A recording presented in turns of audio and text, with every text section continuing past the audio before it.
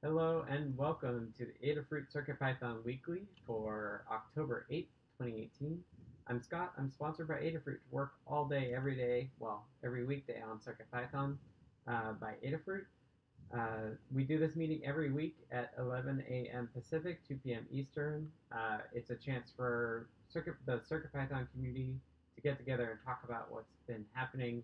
Um, this meeting is structured, this meeting is run, let me say that first, on our Discord channel where we chat all week and in text chat.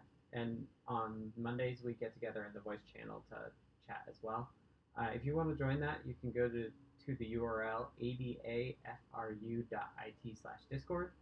These meetings are also recorded, and they're made available on the Adafruit YouTube channel, which is youtube.com/Adafruit. Look for the playlist for the CircuitPython Weekly. You'll find this recording and all of the previous recordings there as well. We do take notes during the meeting, so if you don't want to listen to the typically hour-long meeting, you can skim the notes and see if anything interesting happened, and then jump to the time code where we talk about that particular thing. The meeting is structured in 4 parts, 4.5 parts kind of now. We'll start out with the state of CircuitPython, which we'll both talk about the core code and the library code. And then we'll go on to Hug Reports, which is a chance for everyone in the voice channel to say thank you to folks that they've done over the week, the last week.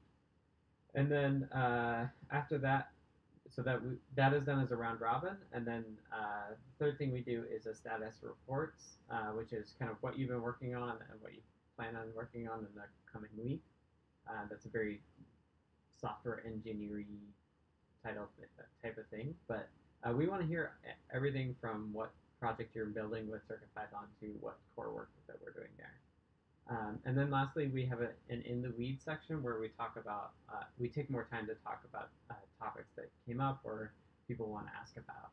And the way that works is that people who are in the voice channel drop topics to talk about in the CircuitPython text channel, and we kind of queue those up throughout the meeting, and then we cover those at the end.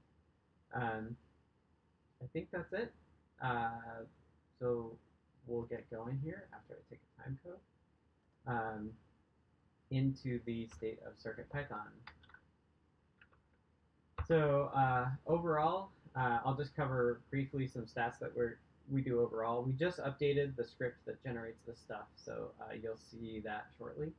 Hey, we have an anonymous Python in the Google Docs right now. So overall, we had 25 pull requests merged. I just pulled these numbers like in the last hour, so they're super up to date. With 12 different authors for those 25 pull requests. Shoutouts to XPECEX, iBug, VladMihai28, and Process1183 for being new contributors. Oh, wait, the list is even longer. Urish is also there as a new contributor, so thank you to them. And we had 6 reviewers for those 25 pull requests. So again, we'd like to get the reviewer number up just as much as we would get the author number up. So if you want to get started, reviewing is a really easy way to just take somebody's code, test it, and see if it works for you. Look it over for style stuff. So that's always helpful. And then again, overall issues-wise, we had 15 closed issues by 7 people and 14 opened by 11 people. So those are the overall stats. Now I'll go over some more detailed stats for the core, and then I'll hand it off to Kattni to do library stats. So of those 25 pull requests merged, 5 of those were to the core. And again, thank you to Urish and XPECEX, I don't know how to pronounce that, for being new authors on the core. And Dan Halbert did all of the reviews for those 5 PRs. So thank you, Dan, for being responsive on reviews, including my own pull requests that are continuing. Speaking of open pull requests, we have 9 on the core, which is a pretty high number still. I usually get to doing reviews before the meeting, but I was out this weekend, and so I'm a little bit behind. Plan to see more review traffic later today after this happens for me. Issues-wise on the core, we have 4 closed issues by 3 people and 8 open by 6 people. So we're a net positive on core issues this week for a total of 55 open issues. And if you want more details on the pull request and the issues that are open, check the note stock. We have more details there. With the new Adabot script, I did some tweaks to the download stats. The latest unstable release is 4.0 Alpha 1. We've had 372 total downloads with a very typical pattern in terms of downloads by board. But the interesting thing to come out of the new stats is that we now break down by language that was downloaded. So for out of those 372, 242 of those were English, followed by 43 German downloads, 30 Spanish downloads, 31 French downloads, and 26 Tagalog downloads. Now I think that there's some script that came along and slurped up everything, so I think all of the different binaries got downloaded at once at least. Then for 302, we had 2,599 total downloads, and that's all English because that's in 3x. So with that, I will take a time code and hand it off to Kathleen. Excellent, thank you. So of our total pull requests, we had 20 pull requests merged, 8 authors, 5 reviewers.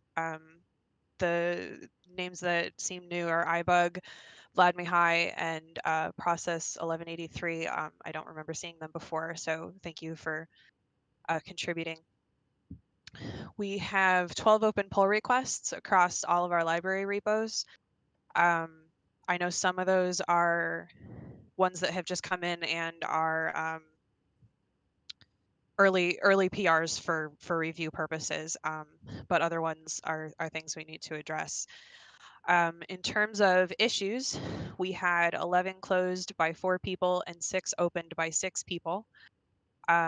We currently have 55 open issues across all of the repos. If you want to know what those are, check out the notes. As well, we now have a centralized issue on the CircuitPython repo that keeps track of all this information as well. So if you're interested in helping out, CircuitPython libraries are a great place to start, and that issue is an excellent place to start. I will pop the link into the notes and also into the chat. Other than that, we have various and sundry issues on the actual repos themselves, some of which are PR related type things, but other things are actually things that have to change on the repos themselves. So not all of that is stuff that can be handled by everyone. And in response to that question, yes, Carter, the plan is to update it weekly. I suppose if we start seeing a ton of traffic, there may be reason to update it more often than that. At the moment, that was the plan, was to update it weekly. So that is overall the status of the libraries. If you have any questions about contributing or anything like that, feel free to ping me. And we have a lot of people who have already been helping out a ton who can, we can all help you get started with that sort of thing. So that's what I have. Cool. Thanks, Kathleen. And I guess I don't put this in the notes until I think of it, but I also like to say just a couple statements about where we're at, or sentences about where we're at with CircuitPython. My brain's kind of fried because I've been heads down on audio mixer work. We have an upcoming board, I think that was demoed in Ask an Engineer, but it's a 2 trellis sort of board that's all in one, and I've been doing a lot of audio work to support that. So you'll see that go into the 4.0 alpha. We have these new boards, both Hallowing and Trellis, that are being supported by our alpha releases of 4x. So we're really trying to hammer home on 4x. I said it last week, and I'll say it again because I actually need to do it this week, but we also do need releases of 3x as well for an audio fix that went in after 302. So expect to see, I'll do an alpha 2 by Wednesday of 4.0, and I'll do a 303 by Wednesday as well. Probably do that tomorrow. So Making good progress on Forex, just trying to get back in the groove of things. I'm doing a lot of traveling on the weekends right now, and like a bunch of us were gone, so we're still kind of getting into that groove, and you'll see more of that come later, and our pace will pick up until we hit the holidays, and then things will slow down a bit again. But should be really productive next few months, which will be very exciting. Okay, so let's move on to Hug Reports. Take a time code. Hug Reports is a chance for us to all just like reflect on what's been happening in the community and say a quick thank you to the folks that have been making it all awesome. Again, for myself, I was heads down on audio, and then I was like literally gone. I was in LA almost the entire weekend, so just a couple things that I saw in my brief trying to catch up until the meeting. One, Summersoft, thank you for pinging people about the meeting. I know there was a little bit of confusion about whether we were going to do it on Monday or not, given that today is a U.S. holiday. It's Columbus Day. Not everybody has the day off, and as Kattni mentioned to somebody, I actually take a cue as to whether my fiance gets the day off or not, whether I should take the day off. She's at work, so I was thinking we would work today. So we're all here in this meeting, so thank you to everybody for attending that. And Summersoft, thanks for letting people know, even though I was like desperately trying to catch up on the like CircuitPython Discord feed before I gave up. And oh, it's also Canadian Thanksgiving, which is, I guess, doing it on holidays is not a bad thing because some people can make it, but they typically can't. So yeah, thank you to Summersoft and for the ping, and thank you to everyone for joining, even though it's kind of last minute as to whether we were going to have one or not. And then I also just wanted to give a shout out to Kattni for taking on the library work. It's been really cool to see that organization start to go, and I haven't actually looked at this issue yet, so I'm excited to look at that as well. And then lastly, yep, Indigenous Peoples Day as well. Today is like 3S holiday, and we still have a meeting. Like, who plans that? But thank you all for making it anyway. And also, big shout out to Dan Halbert for doing the reviews over the weekend. I got a PR out like right before I left on Friday, and it's already been reviewed, so it makes it easy to jump in this week. And I saw he did a number of reviews for other people as well. So thank you, Dan. So with that, we'll go to Brendan. Yeah, quick shout out to Kattni for continuing to have a whole bunch of the state of the whole library project in her brain in a way that I definitely do not. And also to Lady Ada for a bunch of help with hardware stuff out last week. Cool, thanks, Brennan. All right, Carter. Yeah, another one to Kattni for helping me with the CAP 1188, getting it going on Travis. Found a stupid little Linux copy command that I wasn't doing right, but that all was good. And then another big one to Lady Ada for once it was up and rolling for actually testing it out on hardware and providing some good, useful review feedback, getting that going. And then you've already mentioned Process 1183 and iBug. Another hug to them from me because I've seen them come up on some issues I've been creating as I've been finding them and assigning them to myself, and they've been jumping in going, hey, I want to do that, and been reviewing and submitting several PRs that they've done for those fixes. So thanks for that. Nice. Yeah, it was a really good week for new contributors, which is cool. All right. Brendan, can you re-mute? I get a buzz from you. Perfect. It's so weird. Okay, C. Grover says, no microphone today. Group hug, marveling at the wonderfulness of support for the Halloween and 440 Alpha. Amazing. Cool, thank you, C. Grover. Charles is lurking, so we'll skip to Drew.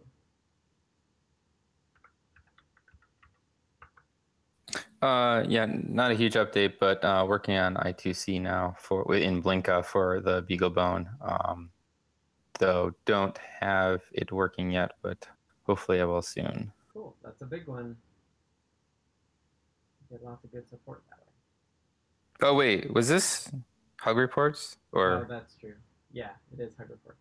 Oh, sorry, I skipped ahead. I wanted to thank Kattni. She's been trying to figure out how she might be able to come to Chicago to do a workshop here for us. Appreciated that. I think there's a lot of people here who would be very excited about CircuitPython in the Playground Express. Cool. Awesome. Yeah, and thanks for correcting yourself, because I totally was like, oh, status update. Okay, Jerry, Hug Reports? Usual group hug, but also just a shout out to Adafruit for putting the hollowing in the AdaBox 9. When it first came out, I wasn't going to get one. So I think, what do I do with that? And it turns out I've been having a blast with it. It's really been fun, and testing out, learning lots of new things, and looking forward to actually learning a lot more about the display I/O stuff now that it's in there and helping with getting it going on the other boards. So. Yeah, totally. And yeah, I want to get back to that. I guess I'll cover that at status update. Okay, Kattni. Yeah, so I've been working on a piece of software and I needed a lot of help with it. And I want to thank Carter and Roy for tons of help. Carter, especially, you helped out a ton and I super appreciate it. I also want to thank Carter and Summersoft for reviewing the software. We're finding some real basic stuff that needed to be changed overall. It wasn't much, but it's important stuff. So thank you for catching that. And a hug report to Brennan for doing some of the more difficult PyPI stuff. There's some annoying things that you already popped through and took care of and updated the guides for, and I really appreciate that. So thank you for doing that. Awesome. Mike, are you around?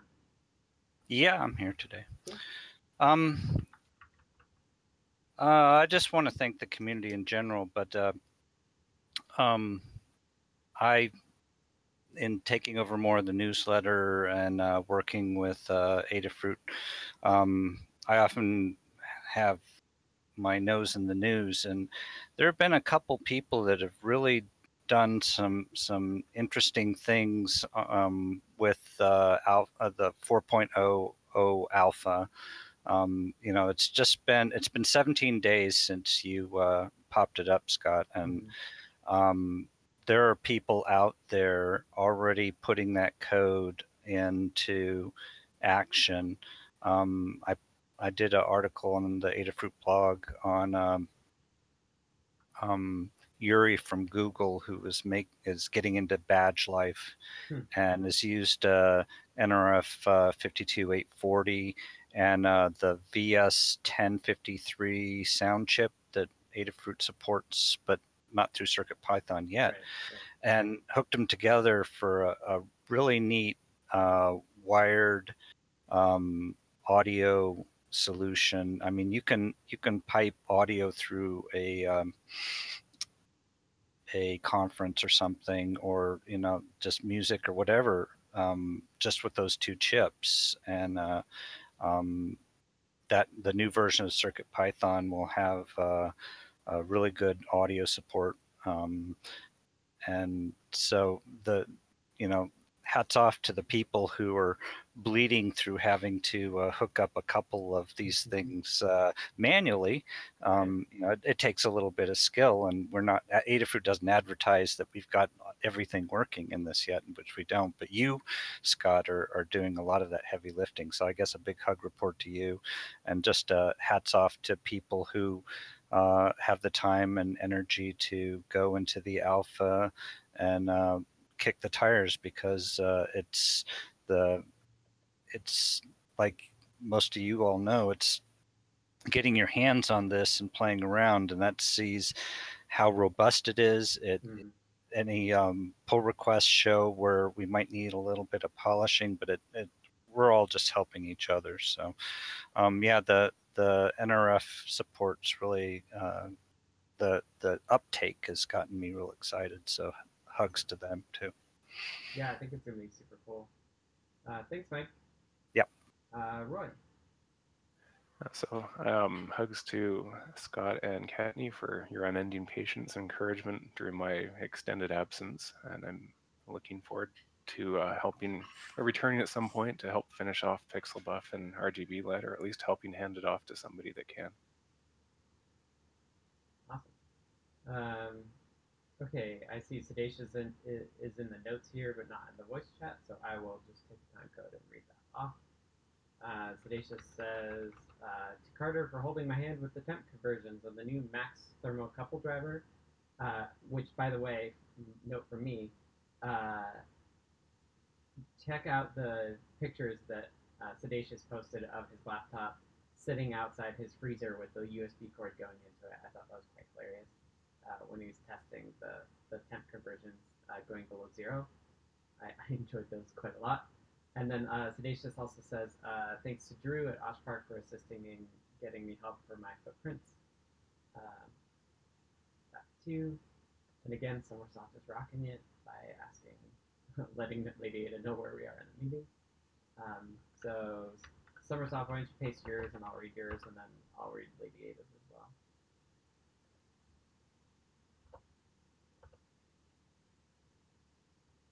And I actually, while y'all are typing, I thought of one more. I wanted to thank Bill from AT Makers.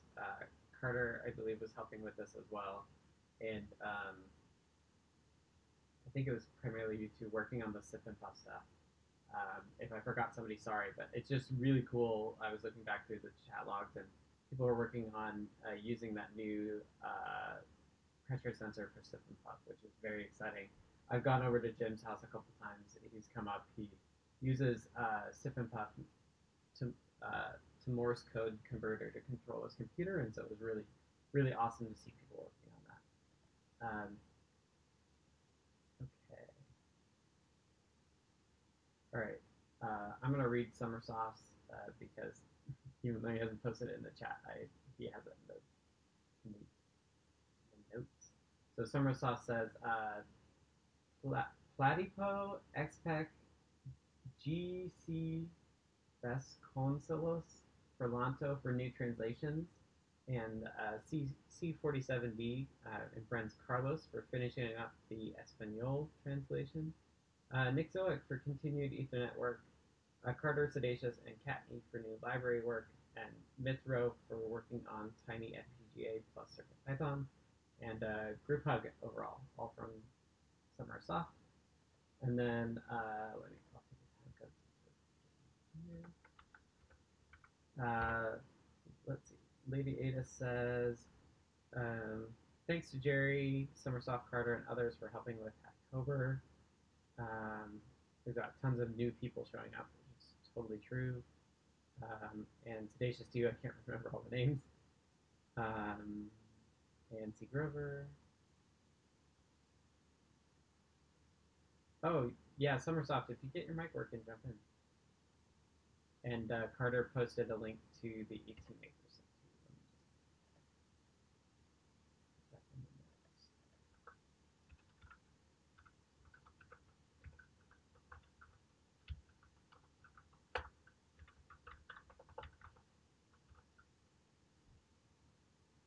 Okay. Yeah, so Summersoft, if you go ahead and play around with your mic, and if you pop in, it's okay. Otherwise, let's keep going. So status updates. I'll take another time code because, you know, time codes are better. Status updates is a very typical software engineering sort of thing where if you're all in an office, you'll stand around in a circle and talk about what you've been working on and what you plan on working on. And we'll do that here, except we won't be standing. We'll just be in our voice chat. But again, just, you know, take a couple sentences and talk a little bit about what you've been working on and what you're planning on working on in the future. It's really, really good as a way of getting people on the same page as far as like understanding who's doing what. And it's also good because you may think like, oh, I know something about this. Let me give them a tip or trick as they continue doing the work they're doing. So I will start. Last week, I kind of talked about a lot of this already, but I did some AdaBot work last week, and then I went heads down on audio mixing stuff. So the idea is that we can actually play multiple raw samples or multiple wave files at the same time now. There's a pull request for it currently, and it works both on the M0 and on the M4, but obviously the experience and the performance will be better on the M4 because it has smarter math routine.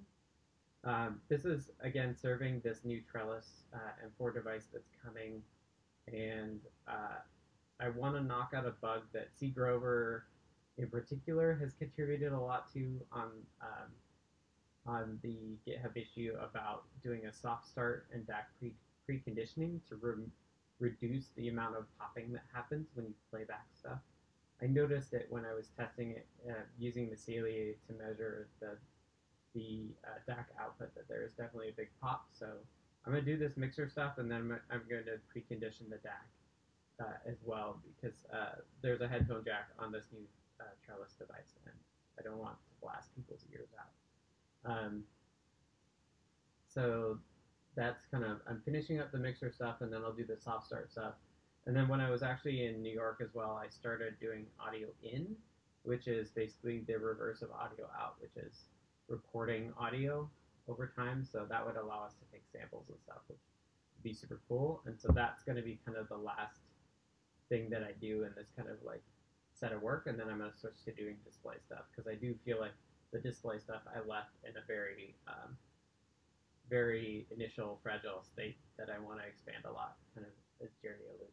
So that's the next couple weeks for me. So you'll the other things will be. Oh yeah, I'm not doing volume stuff yet. That's another thing that would be super easy to add. It's just an object that changes the volume of something. It's very similar to the work of the mixer stuff. But anyway, that's where I'm at. And if you have questions, you know, as always, feel free to reach out to me. Oh, the other thing,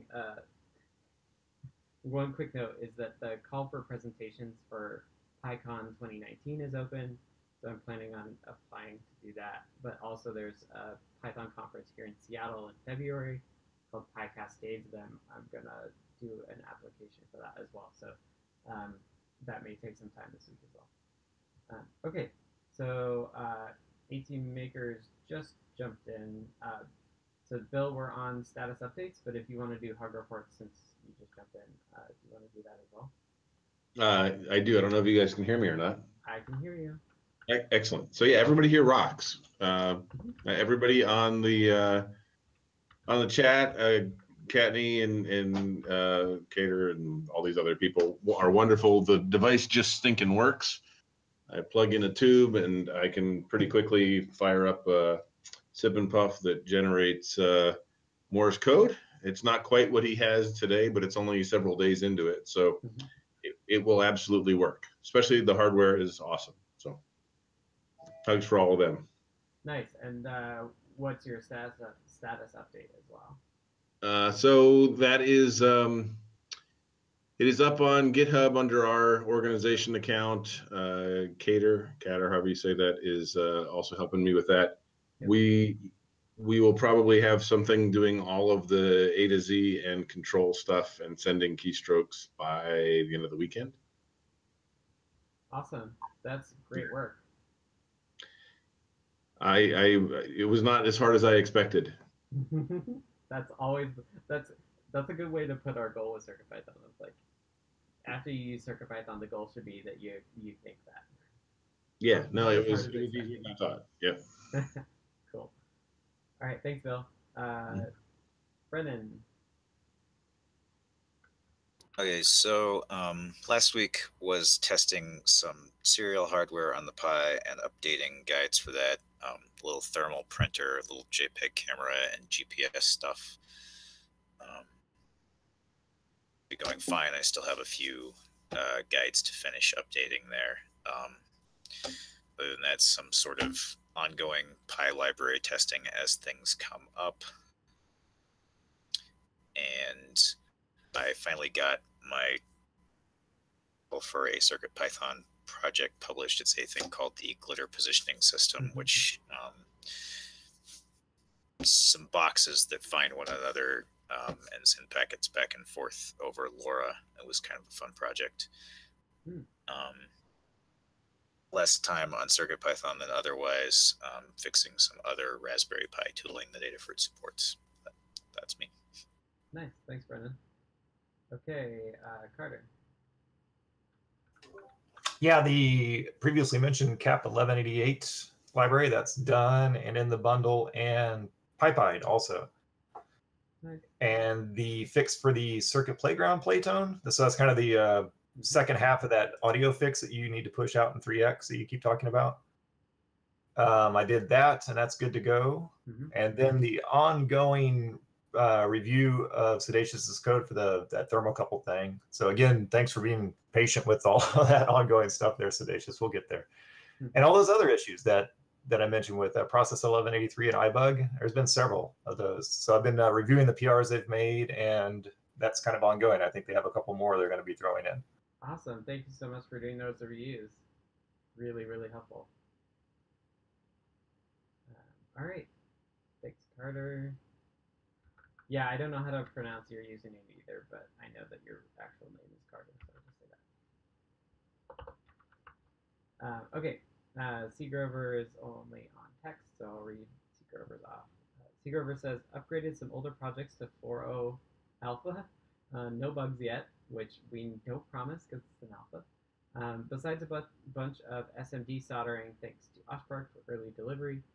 2 current projects were also updated this week. One was for a new Eurorack CV interface wing, PCB, and Pren's for M0s and M4s, and the other for the UFO controller, Pren's, the one used as an example in my panel design / build learning guide.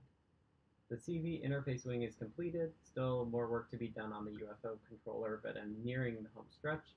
The controller is using potentiometers as animation selection switches augmented by a click of a piezo speaker. Ah, interesting. Much simpler and smaller than rotary switches. No interrupt or breadcrumb complications as with rotary encoders. I'll share some generic code for that when the project is completed. Next on the project docket is to totally upgrade my portable and fixed audio recording studios to get ready for recording my first solo album, which is very exciting. We'll be replacing everything hardware and software, including audio interfaces and the DAW, which is like the digital audio workstation, I believe. Must convert and archive all previous recording projects into non-proprietary formats. This will be fun, in quotes, but very worthwhile. Also, thanks, C. Grover. Charles is lurking, so Drew, do you just want to reiterate what you said earlier? Yeah, working on getting I2C working on the BeagleBone with Blinka. So trying to take what's in there with the PureIO SM bus and getting that working on the BeagleBone. Yeah, I2C is like a huge thing. So many of the feather wings use it, so having that work. Right. Awesome. Definitely. All right, Gary. Let's see. Well, did a little fix on the NRF52 with the file system create that was missing, and then coming up, I'm going to be working on hopefully trying to learn something about LoRaWAN and trying to convert this small library to see if it'll work with the LoRa boards, and just a good opportunity for me to learn something about LoRaWAN. Been interesting. Cool. And then looking forward to learning a lot more about Display IO now that I'm starting to play with the fun display. Yeah, you'll be right alongside me, I think, as I add more stuff to it. It's very welcome. Okay, Katney.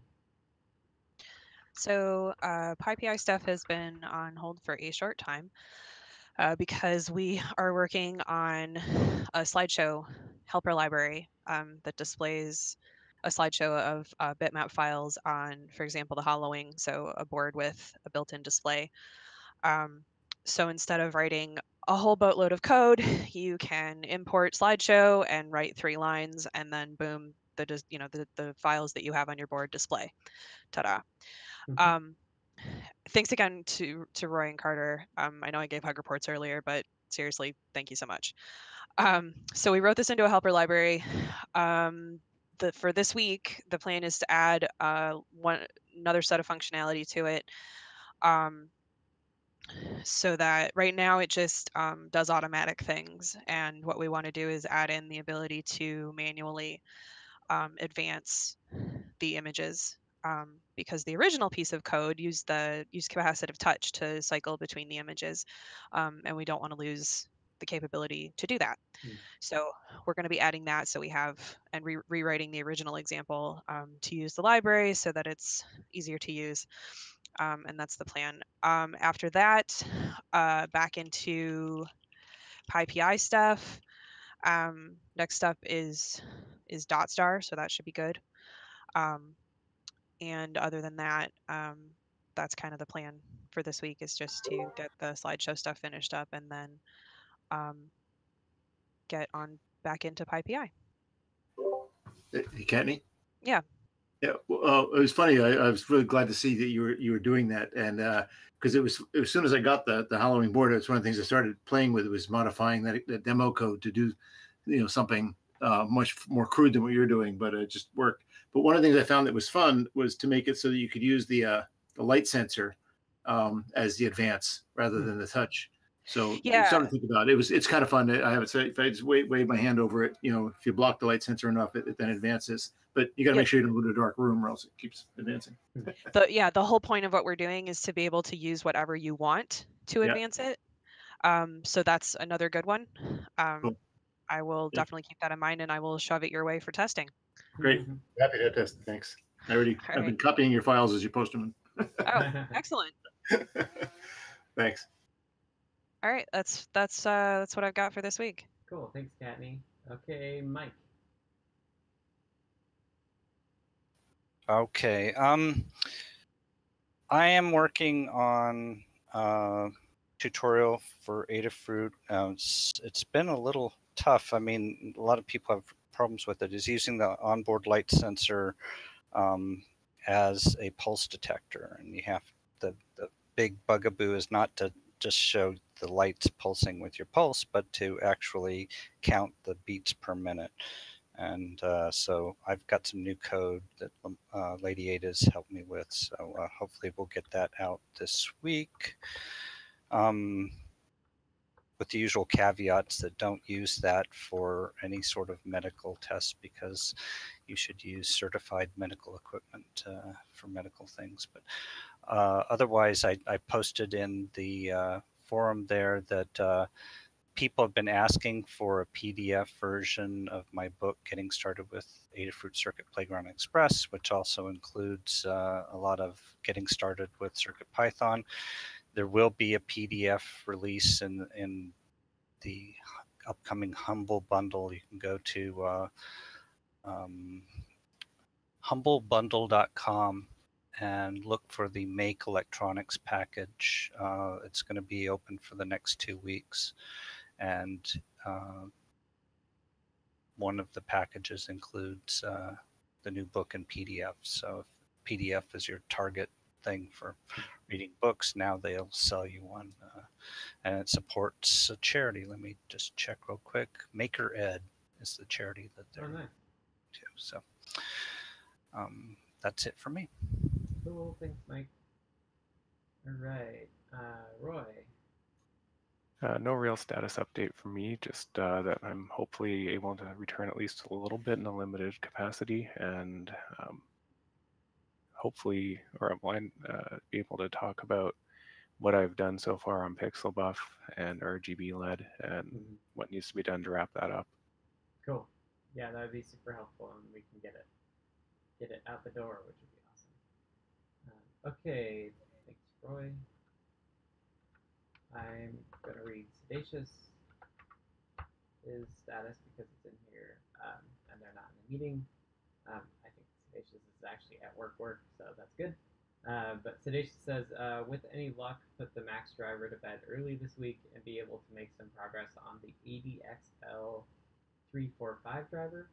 I lost my mouse, which has slowed down my eagling, but I finished another large chunk of my custom PCB tutorial tutorial, so I've got that going for me, which is cool. And Somersault. Can you hear me? Yes. Hey, so Yay. frequency in, haven't done anything with it, still neglecting it, and it feels it. FRAM, so the I2C is done for the FRAM. PR is still pending. SPY is also done, but I had to change something up with how parts of it work. So it has a breaking change for the I2C PR, which I can merge it after that one's done, or I can close the current one and just submit a new one. And then I'm starting to work on the issue of including the examples into the library bundles. Still trying to work on getting a local copy of that script to work instead of running it from PyPI, but I'm getting there. Yeah, I saw you ping me about that, and I just, like, as I said, I'm just catching up. So it sounds like you're not at work today, so maybe later today we should just chat about it. Sure, works for me. Although I do have some possible hurricane prep to do, so. I think that's the priority. I would agree. Cool. Well, happy to have you on here. I'm glad you can make it. Rather than just on your phone at work, I think it's the norm. Okay, TG Techie, you just came in. Do you want to do hug reports and status updates?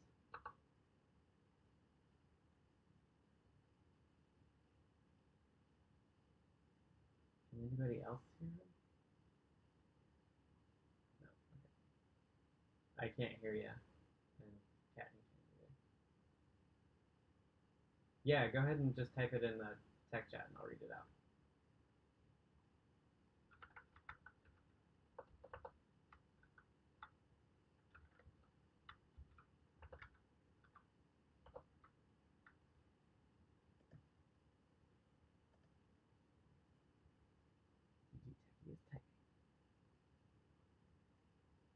Oh, and also if people have topics for In the Weeds and you haven't put them already, go ahead and put them in the text channel as well. We'll get to those in a second.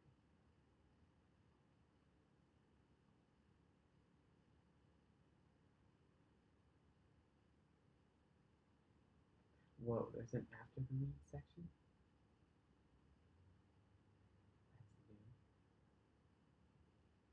I don't think he meant to have the S on that. Just Yeah, the point is that's not really related to CircuitPython. It's a basic Python how-to for anyone who's willing to help. Oh yeah, I saw that. Kind of a thing. But it's weird because it's only like 18 bits, right? There's a couple of different ones. There's a 24 and a 19, or there's a 19 and a 14 or something like that. But anywho, it's generic Python-y stuff, not CircuitPython specific. Right. Okay, we'll get to that. TG Techie for Hug Report says, hugs to Dan and Carter and Tandy and Katney. I really have been enjoying making my code in Python. It makes the process so much easier. Thank you, and hugs all around too. And then hopefully we'll get a status update from TG Techie as well. They were asking about changing the CircuitPython driver. So how he has to do with that. And this lady data can hear us too.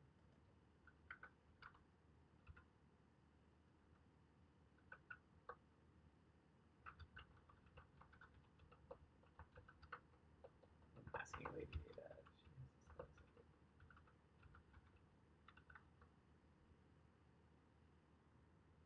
And we'll get into the weeds.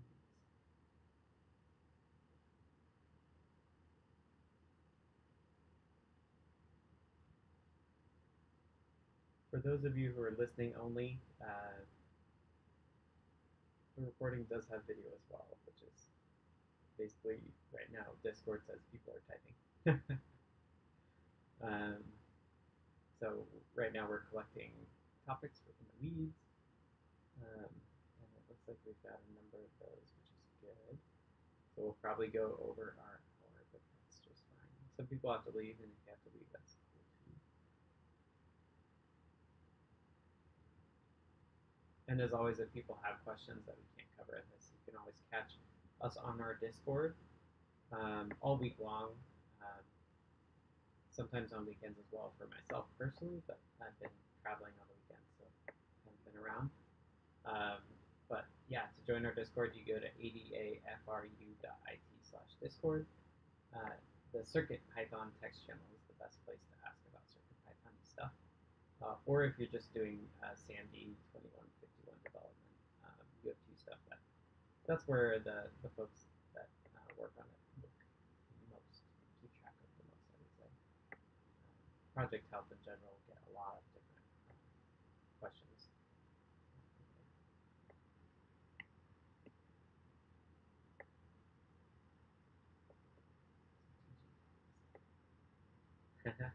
Says my status is just that I have uploaded my half-baked GUI code to GitHub and a program to add back delete attribute by using Python code. Yeah, interesting. I'd love to see your GUI code actually, because that is something that we want to be able to do. I remember you showing on Show and Tell your interface. It looks really nice. But the new display stuff is all about like drawing rectangles and tracking rectangle updates and stuff. So it would be good to get the GUI stuff ported to that when it's not just Halloween stuff. Cool. TG Techie says, "Oh, that sounds perfect." Okay, let's move on. Yep, Mike's peacing out because he's got a meeting. Thanks, Mike. And Mike says also a reminder, subscribe for the Python and Microcontrollers newsletter. Goes out Tuesday mornings. To subscribe, you can go to adafruitdaily.com.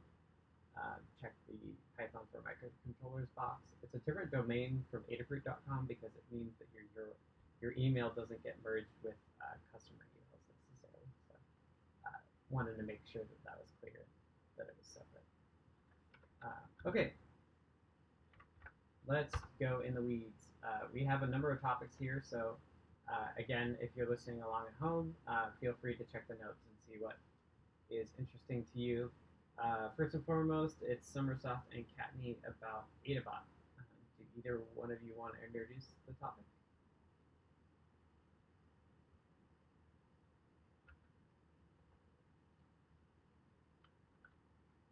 I guess not. Oh, I was All going to right, say. we'll skip. No, go ahead. So go ahead. Do it. Do it up. No.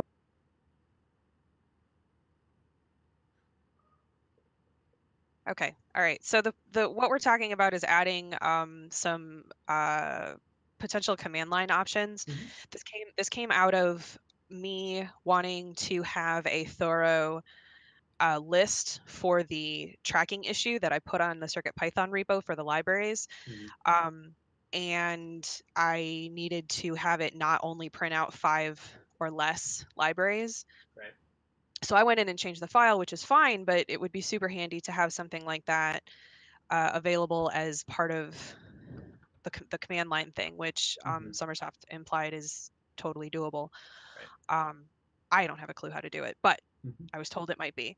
Mm-hmm. So the other thing that was brought up was having the option to push the output to either a print, printing it out into the terminal or printing it to a file or doing both. Right. And before we jumped into that and did all that, we just wanted to see whether you had any input on it. The only input I have is that there's another thing you should add. Okay. Which is adding the ability to not prompt for Adabot's password if it's needed. Okay. Because that would allow us to automatically run it every night. Like on like Travis has the ability of doing cron jobs instead. And so basically being able to put it in like automated mode where like nobody's at the terminal to do it would be really nice, because then we could just automatically run it every night and dump it to like our S3 bucket, just like we do the regular builds, and then we would just always have an updated version rather than needing to run it as well. So Travis can be given secrets basically that are not, you can set them once and you can never see them again, that become available to the build process, and so you can put AWS credentials in there and stuff like that. Yep. Yeah, that's exactly how we upload to our S3 bucket the release artifacts. Which is also why when pull requests happen, those don't get uploaded to S3 because it's unreviewed code, and if you gave credentials to that, then people could just slurp them out of their pull requests. Yep. Yep. Okay. So that would be cool. All right. Excellent. That was basically we talked about it this weekend, and that's what we wanted to cover. Hasn't really been an issue up until, needing to keep better track of the library issues and so on, but might be worth having now. So sounds good. Cool. Thanks. Yeah, no problem. All right, Jerry, you're up next with BLE support clarification. Yeah, it just comes. There was a question that came up. I think it was on Discord. Somebody was asking whether there was BLE support and whether they could use the iOS app from Bluefruit to control their NRF52. And I replied that stand by. It's there's a lot going on and that it's not there yet. Right.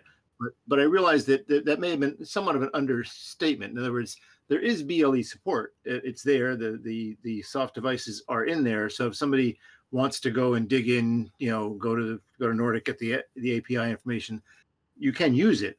But my understanding is that Arturo is working on a major rewrite to that, and there'll be a new API sometime fairly soon. Is that the correct status?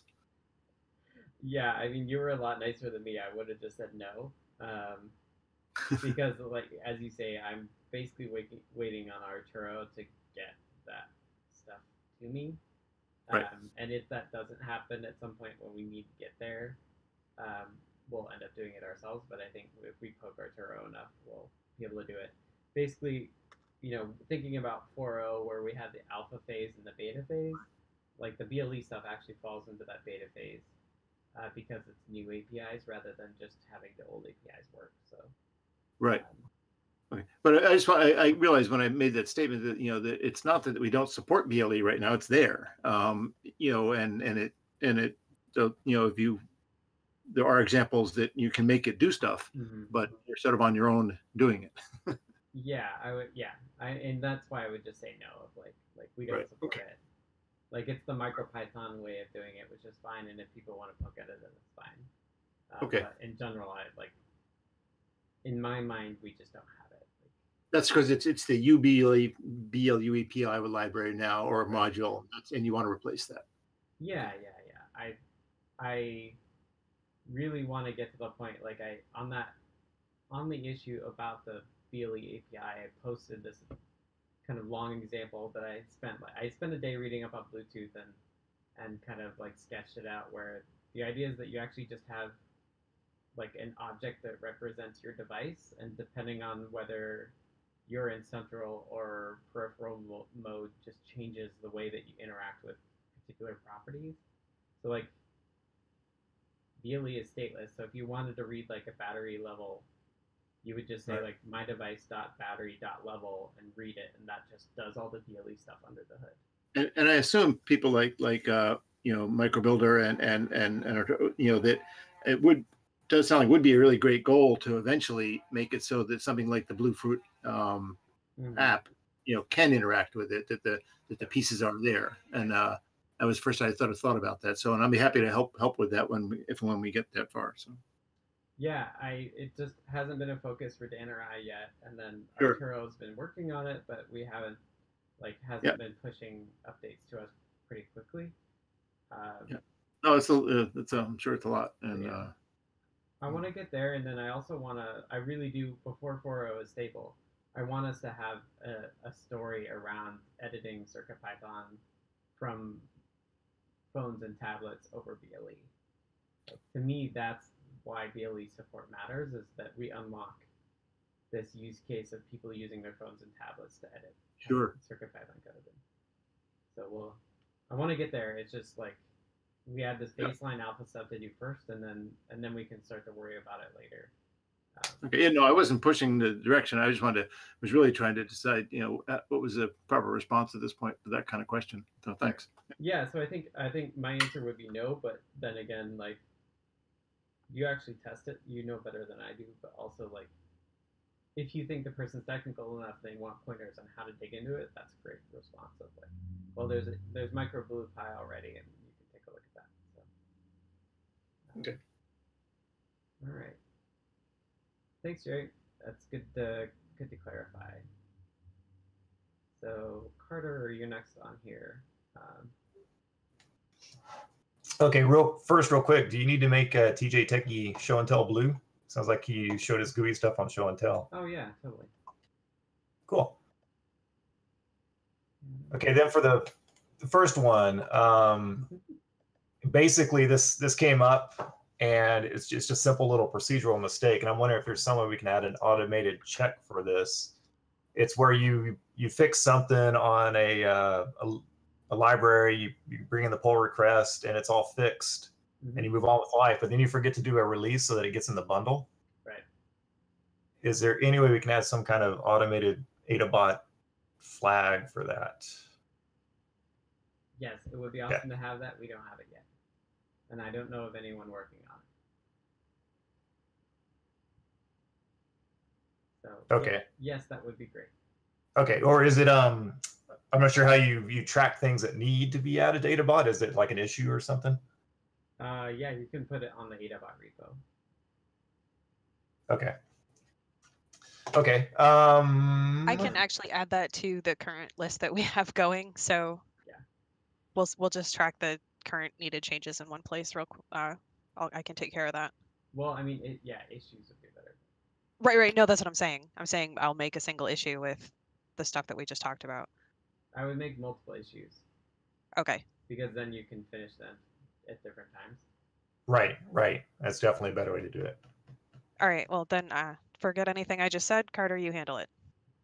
I thought. Well, okay. I'm just going to create one though, one for this feature request. Yeah, that's what I'm saying. Handle just that one. Okay. I'll do it. Yeah, since I kind of brought it up, I'll go ahead and create it, and it'll be there. So I'll just do that in the AdaBot repo. Yes, please. Okay, I'll do that. And then for the sake of letting other people go, I'll defer my other two bullets for if we have time, and let's AT Maker Bill had something, so let's see what he had. Summersoft, did you have anything to add to that? I was just going to continue the conversation because I thought AdaBot checked if there was a release and then if it was the most current.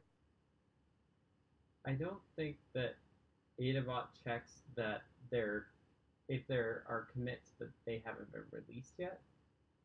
So like AdaBot, the problem is there's two things that are AdaBot, right? There's the AdaBot like statistics script, and then there's the AdaBot like update to the latest released versions of all the libraries, commit that to the bundle, and then release the bundle thing. And so that second script will not auto create new releases.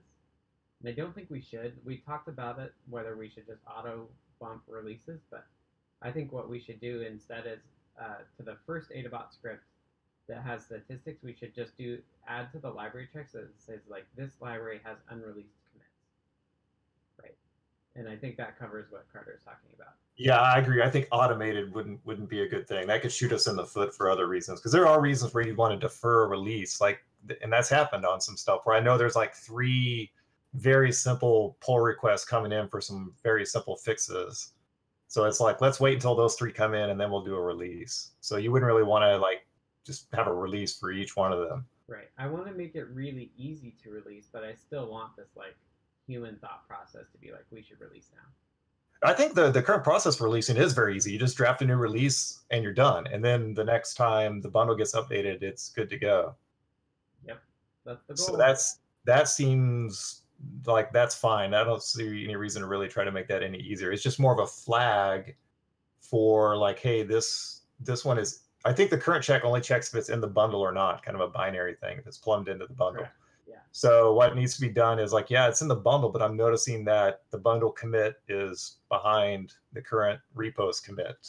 And it's up to someone to go make sure that's the way it should be, or if someone missed a release or what. Right. Which is interesting there's a subtlety there because you could just compare against what's released on that repo, or you could actually do it against the commit that's actually in the bundle. And that if you check the actual bundle one, then you're also validating that the other AdaBot script is running, which is not always, because that runs at my house, which is, I guess, another thing we could do is we could switch that to Travis Cron as well. But, yeah, lots to do.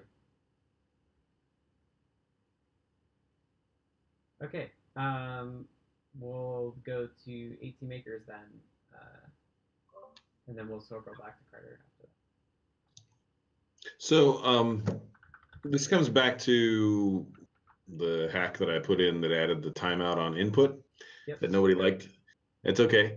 But I was going to just wait until async IO came around, but I actually have a deadline of November 25th, which I never thought was going to be an issue, but it might be. So I can run off of my own repository for that. But I got pointed by a couple of people to look into Supervisor, and there is a method in Supervisor and a stub for it for exactly what's needed, which is serial available bytes. And the thing I don't know how to do is how to expose something under Supervisor. Like I know how to make a global because I changed the one from input, and I know how to make a new module because I read up on that. Right. But I do not have any clue how to expose the stuff under Supervisor or if it is exposed somewhere. So that's kind of what I was hoping someone could do that. If you look under shared bindings, there's the Supervisor directory. That's the API that's available from Python. I think you're talking about that there are also Supervisor methods that are only like the C-level API. Yeah, so there's under the main Supervisor, not the under shared bindings, but under Supervisor at the top level, there is a method in there under serial that actually does exactly this. So if the answer is put it under runtime or it is under runtime, which I hadn't even seen until you just said that, I'll be happy to look. But it just seems like this is like such a little thing and it's not going to break anything, but I just need to know where to put it. Yeah, I think on runtime is actually the right spot. Okay, because there is a method there, Boolean get serial connected. Yeah. So if I put another one right next to it that just says, common how get serial bytes available, which would be the same naming scheme. Yep. And then follow however this thing gets exposed and do the same thing. Does that sound like a plan? It totally sounds like a plan. All right. So I will put that as my number. I have to put Jim first. You know why, Scott? Because we've totally pulled the rug out from under him. I got to do that first. But then this will be my second Python thing that I do. Okay. Sounds great. Yeah, and I think that's the right spot, especially because it's right next to the like serial connection status. Right. Right. Okay. Thank you.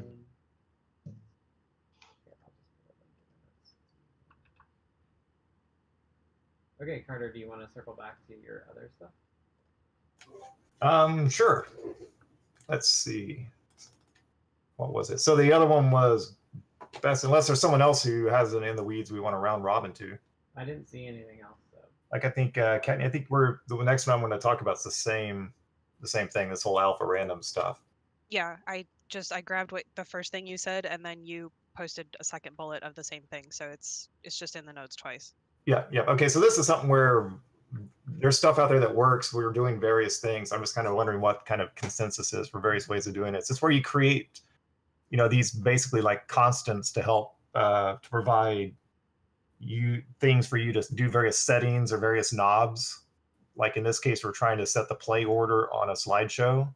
Right. And the choices are alphabetical or random, and others could exist. Or for the thermocouple library, you needed a way to say type K, type J, etc. Mm-hmm. So what's kind of the various ways of going about doing that? Because, for example, the thermocouple library, Sedacious created actually just a helper class. It's just like an empty class with nothing but constants in it. Right. So that's one way. Class level constants is another way, and I guess module level constants is another way. Yeah. Yeah, the approach that I took, so digital I/O actually does this as well because it has direction and pull, and it does that same sort of thing where it's class level stuff. And the reason that is because Python actually has enums. We don't really support them because they added it in 3. Oh no, it's in 3.4, which I guess we should support.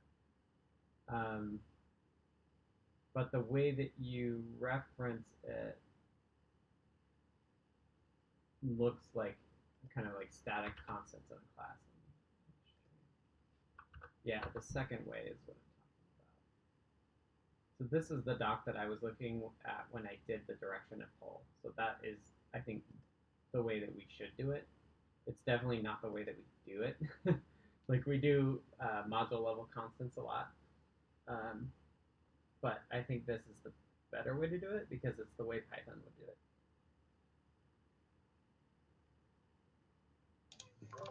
So it doesn't, I mean, it doesn't look like you're doing anything other than not importing or not extending the enum, right? Right. That's the one thing I'm not doing is actually extending enum. What does it add? The enum thing? What does the enum class add? I don't see that there's any like comparison or maybe printing. It prints prettier. Instant, yeah, printing, instance checking. Yeah, right. What does it add versus just creating an empty class that doesn't derive from enum? I guess it's the things that you're talking about. There's some checking and whatnot that goes on. Oh, you can use item access and the constructor if you want. Programmatic access to enumeration members and their attributes on that page. Yeah, I think the short answer here is whether we make them any enums or not, this is the right format to use because at least it'll be consistent, right? Right, exactly. So like even if it's a class that doesn't extend enum, like the way that you would use it is the same as if it did. Right, if you just do like color.red or whatever. Right. So you're advocating create a class, even if you don't derive from enum, just do it via the class way. Exactly. And then you should use is for the comparisons, right?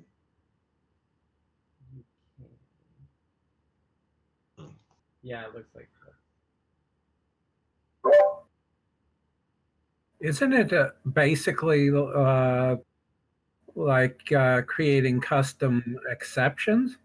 You know, that second one? I don't know what you mean by that. I mean, it scopes it the same, right? Yeah, the scopes are basically the same as a custom exception. In other words, if you have like custom errors, right? You know, errors specific to a device or to some class, you would do it like the second one. You'd create a class under you would extend exceptions by using creating a class that includes what you want to add, so that you could pull up exception. You could raise exceptions that are specific to a class. Right. Right, but the weird thing here, these examples don't really do it justice. But like this test class would not have anything besides the definitions for what the enumeration is. It wouldn't have like a constructor for the I2C stuff or anything. Like that would be another class in the same file. Okay, that makes sense. My impression was a little bit wacky, maybe. Right. So like this would be like class slideshow order, and then it would have alpha random as members, like static members, and then there would be a separate class below that for like slideshow. Okay, that makes sense. Cool. Right.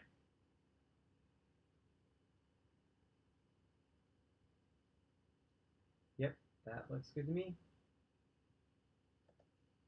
That's what Sedacious did in the thermocouple stuff. Okay, cool. All right, any other topics? We're over an hour, so we should wrap up this now. My posture's getting worse. Okay, I'm gonna wrap us up. This has been the Adafruit CircuitPython Weekly for Monday, October 8th, 2018. This happens every week at 11 a.m. Pacific, 2 p.m. Eastern here on our Discord channel in the CircuitPython voice chat. If you want to join, you can go to adafru.it/discord. That's a URL. That will dump you into our Adafruit Discord. We have a text channel for CircuitPython, and we have this voice channel we use on Mondays. If you have questions, somebody is pretty much always there to answer them. If you don't get a response immediately, then just let us know. This meeting is recorded. It goes up on our YouTube channel, youtube.com/Adafruit. I'll put it up later today. Those of you who are listening to that on the YouTube channel, thank you so much. I know a number of you do, so thank you again for doing that. If you have questions after you listen to it after the fact, feel free to jump in our Discord and ask them there. Happy to hear that people are listening to it. We also post a link to this in our CircuitPython, or our Python for Microcontrollers weekly newsletter. It goes out every Tuesday morning, unless we screw some of the settings up, which I've done a couple times. And you can sign up for that at adafruitdaily.com. Barring that, thank you everybody for spending your, let's see, 3 different holidays: Canadian Thanksgiving, Indigenous Peoples Day, and Columbus Day. So if you recognize any of those holidays and have joined us, thank you again for joining us, even though it's a holiday. And we'll see you all next week. I don't think it's a holiday that I know of. So we'll see everybody Monday next week, and in the Discord channel until then. Thanks, everyone.